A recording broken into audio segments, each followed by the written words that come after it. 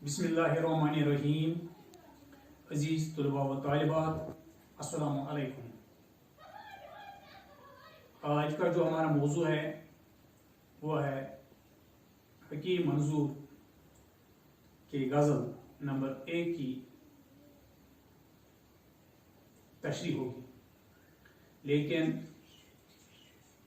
गज़ल के अशार की तशरीह करने से पहले मैं आपको हकीम मंजूर की हयात और शायराना खूबियों पर वाक़िया दिलाऊंगा। हकीम मंजूर की हयात और शायराना खूबियाँ।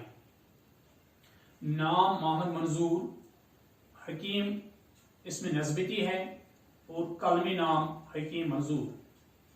25 दिसंबर 1938 ईस्वी को श्रीनगर में पैदा हुए। इब्तिदाई तालीम इस्लामी हाई स्कूल रजौरी कदल श्रीनगर में पाई।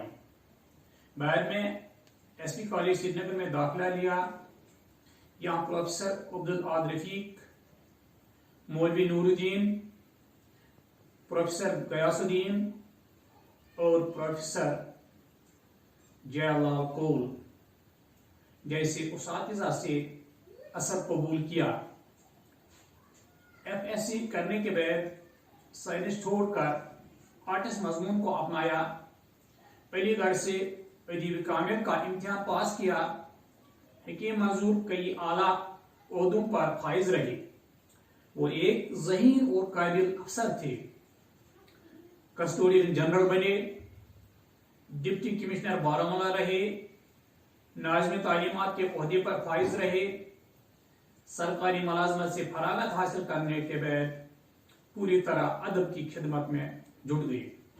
आखिरकार उन्होंने 21 जनवरी 2007 ईस्वी में इंतकाल किया। शायराना खूबियां। हकीम मंजूर ने शारगोई की बाकायदा शुरुआत 1964 ईस्वी के आसपास की। पहले अफसाने लिखते थे, लेकिन बाद में तमाम तरबियती कौत शारगोई में लगा दिए। उनका पहला शायरी मजमा नातमाम 1978 ईस्वी में शाया हुआ। इसके बाद लौह लम्स, चिनार, बर्फ रातों की आग, खुशबू का नया नाम, फूल शफक आंगन के, शारी आसमान और सुबह शफक तिलावत शाया हुई। हकीम मंजूर ने तनकीदी और तारीखी मज़ामीन भी लिखे हैं। कश्मीर यूनिवर्सिटी ने उनकी तसनीफ इकबाल एक तज़किरा शाया की है। एक उर्से तक अखबार खबर नज़र के मुदीर आला भी रहे। हकीम मंजूर को उनकी अरबी खिदमात के सिलसिले में जम्मू कश्मीर की कल्चरल एकेडमी, उत्तर प्रदेश, मगरबी बंगाल और बिहार उर्दू एकेडमियों से इनामात भी हासिल हुए। हकीम मंजूर नज़म, गज़ल, दोहे, तरबियती, माहिए, पेटे, हाइको जैसे असनाफ सफन में तबा आजमाई कर चुके हैं। हकीम मंजूर की शायरी में जज्बा और एहसास की एक ज़ीन रवा और एक फाल ज़हनत है। इस्तिआरा साजी में वो यदि तोला रखते हैं। हकीम मंजूर के यहाँ शायरी का आगाज इनबसात और खुशी से होता है और उसका अख्तिताम बसीरत पर हो जाता है। उनकी फिक्र का सरचश्मा उनकी धरती की आला तमद्दुनी, तहज़ीबी और इल्मी रिवायत हैं। उन्होंने कश्मीर और कश्मीरियत के नकुश कमाल सादगी से अलामतों के तौर पर इस्तेमाल किए और इन्हें मकामी से आफाकी बना दिया। गजल नंबर ایک جو کہ آپ کی کتاب کے 138 صفحہ نمبر پر درج ہے. غزل اس طرح ہے: چند ہنستے بولتے رنگین منظر بھیجنا، ہو سکے تو ایک نیا موسم زمین پر بھیجنا تو پھول، دینا تو ندائی عافیت، گل قلم سے لکھ کے یوں میرا مقدر بھیجنا. مسکراتے کھیلتے معصوم بچوں کے لیے آنگنوں میں قاف کی پریوں کے لشکر بھیجنا. رات کی کھنکی میں دینا تھوڑی سی گرمی ادار، دوپہر کی دھوپ میں سائے کی چادر بھیجنا. اب کہ میرا کعبہ دل دشمنوں کی زد میں ہے، پھر مدد کرنا ابابیلوں کے لشکر بھیجنا. زرد پتوں کی صدا سے سخت گھبراتا ہے دل، اب نہ خون تشنا ہواؤں کو زمین پر بھیجنا. پڑ گئے منظور پھیکے رنگ جو آنکھوں میں تھے، اے خدا ہر رنگ اب پہلے سے بہتر بھیجنا.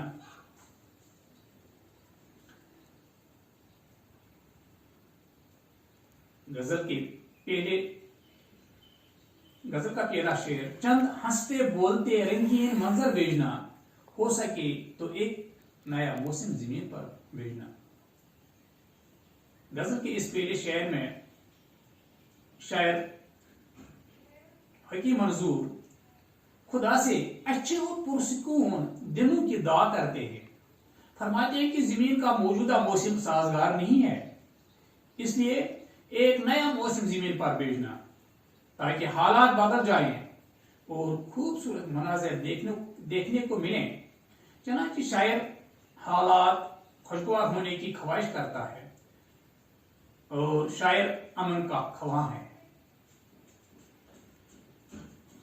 شعر نمبر 2: بھیجنا تو پھول، دینا تو ندائی عافیت، گل قلم سے لکھ کے یوں میرا مقدر بھیجنا. اشعار میں شاعر حکیم منظور اللہ کی طرف مخاطب ہو کر فرماتے ہیں کہ اے خدا، اگر آواز دیتی ہے تو سلامتی اور امن کی، آواز دینا اور میرے اس چمن میں خارنی پھول بھیجنا اور پھول کے نرم و نازک سے میری خوش نصیبی لکھ کر بھیجنا. شاید خدا سے اچھے نصیبوں کی توقع کرتا ہے. شعر نمبر 3: مسکراتے کھیلتے معصوم بچوں کے لیے آنگنوں میں قاف کی پریوں کے لشکر بھیجنا. اس شعر میں حکیم منظور اللہ کی طرف مخاطب ہو کر فرماتے ہیں کہ مسکراتے کھیلتے معصوم بچوں کے لیے ان کے آنگن میں کوئی کاف کی پریوں کے لشکر بھیجنا. یعنی بچے موجودہ ماحول میں خوف و ہراس اور بے چینی کا شکار ہیں، ان کو خوشی اور سکون و چین کی نعمتوں سے نوازنا. شعر نمبر 4: رات کی کھنکی میں دینا تھوڑی سی گرمی ادار، دوپہر کی دھوپ میں سائے کی چادر بھیجنا. اس شعر میں شاعر حکیم منظور فرماتے ہیں کہ موجودہ ماحول جو سرد ٹھٹھتی راتوں کے مانند ہے، جس میں انسان دکھوں کی سردی سے ٹھٹھرا ہوا ہے، ان سرد راتوں کی سردی دور کرنے کے لیے شاعر اللہ سے دعا کرتے ہیں کہ تھوڑی سی حرارت بھیجنا. اسی طرح جہاں پر دوپہر کی کڑی دھوپ ناقابل برداشت ہے، وہاں پر اپنی رحمت کے سائے سے نوازنا. یہاں شاید خدا کی رحمت کا تمنا ہی ہے.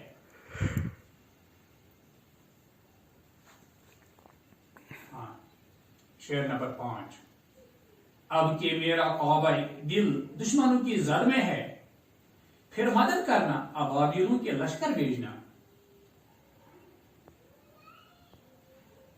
इस शेर में शायर हकीम मंजूर फरमाते हैं कि मेरे दिल का काबा मेरे दुश्मनों की जद में है, इन दुश्मनों का मुकाबला करना मेरी बस की बात नहीं है।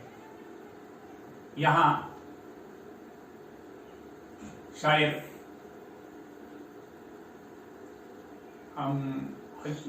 हकीम मंजूर अल्लाह से फरमाते हैं कि आप अपनी मदद के तौर पर तारीख को दोहराते हुए अबाबिलों का लश्कर भेजना, ताकि मेरा दुश्मन जेर हो सके। आप जानते हैं कि जब अब्राहा ने खाने काबा पर हमला किया तो अल्लाह ताला ने उस वक्त अबाबिलों का लश्कर भेजा और अब्राहा का लश्कर मिट गया, खत्म हो गया। यहां अबाबिलों का लश्कर तालमिया के तौर पर इस्तेमाल हुआ है। शायर दुनियावी असबाब पर नहीं बल्कि अल्लाह पर भरोसा रखते हैं और उन्हीं से मददगार के तलबगार हैं।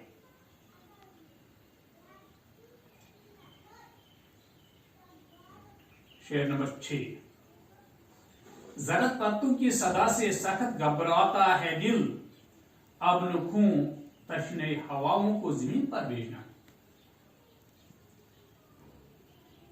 शायर हकीम मंजूर इस शेर में फरमाते हैं कि खजान के जैसे माहौल ने मेरी खताई जमीन को जरत और खशक बना दिया है।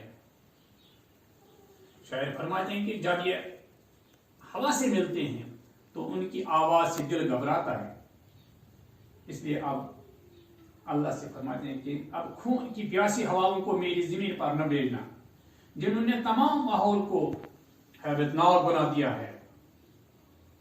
शायद यहां भी हालात बदलने की दुआ करता है। शेर नंबर 7, जो कि इस गजल का आखिरी शेर है। पड़ गए मंजूर फीके रंग जो आंखों में थे, ऐ खुदा हर रंग अब पहले से बेहतर भेजना। शायद इस शेर के पहले मिसरे में अपने आप से मुखातिब होकर फरमाते हैं कि मेरी आंखों में जो रंग थे वो फीके पड़ गए, यानी मेरी आरज़ुएं नाउमीदियों में बदल गए। और इसी तरह शायद दूसरे मिसरे में खुदा से दुआ करते हैं कि अब पहले से बेहतर रंग मेरी जिंदगी में भेजना, ताकि मेरी बैरान जिंदगी में फिर से बहार आ जाए। इस तरह से गजल नंबर 1 के अशआर की तशरीह मुकम्मल हो जाती है। इंशाअल्लाह कल दूसरे गजल की तशरीह होगी। वमा अलैना इल्लल बलाग।